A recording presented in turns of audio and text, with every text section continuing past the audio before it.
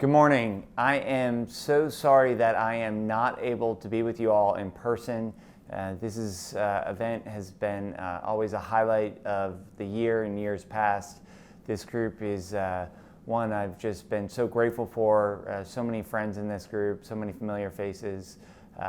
There's been a lot of ups and downs over the last few years, and from this group I've always felt a tremendous amount of support, of prayers, of love, and that's why I'm really sorry that I couldn't be with you here this morning.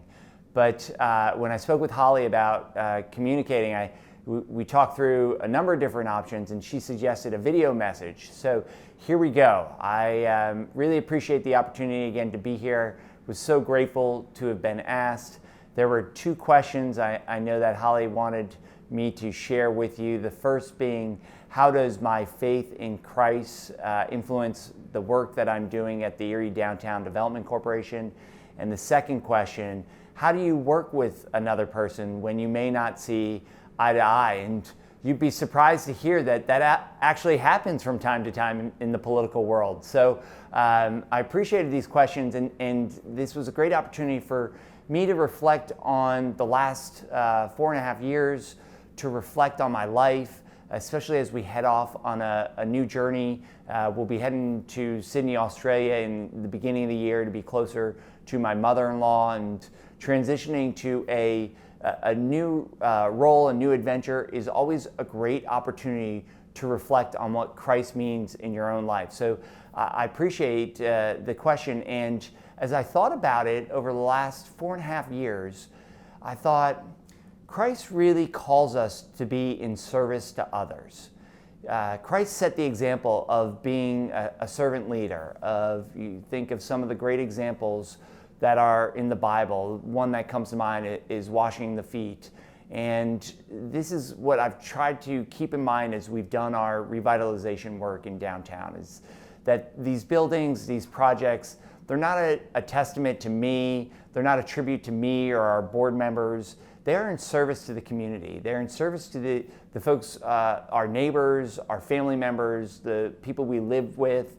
They were intended to create opportunities for others. And these projects are challenging. The economics are challenging. The building environment is challenging. And so it could have been easy for us to quit at any point in time. But that influence, that mindset that Christ set for us to be in service to others is what propelled me to push through during some of the most challenging times. Is to think that this isn't for me, this isn't for our board, this is really for the community, this is for those that are amongst us. And so that is really what is the greatest influence over the work over the last 4.5 years. And kind of that helps answer the second question, which is, how do you work with someone you may not see eye to eye on?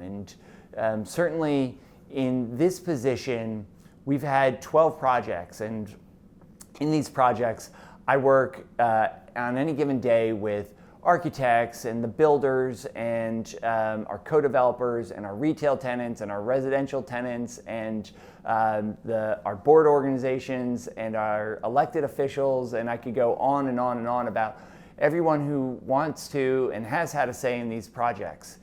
And many times I haven't necessarily agreed with some of the things that people have said or thought about these projects, but I tried to keep in mind that these projects are for the community, that this was the example that Christ set for us, is to do service for others in the community, and that don't take it personally, don't be offended personally, don't let your pride get in the way, because if you do, then this becomes about you. These projects could not become about me. And so despite any disagreements that I may have had, or maybe areas where we didn't see eye to eye, I wanted to keep pushing forward and to find some common ground, because these projects were too important. These projects are for the community.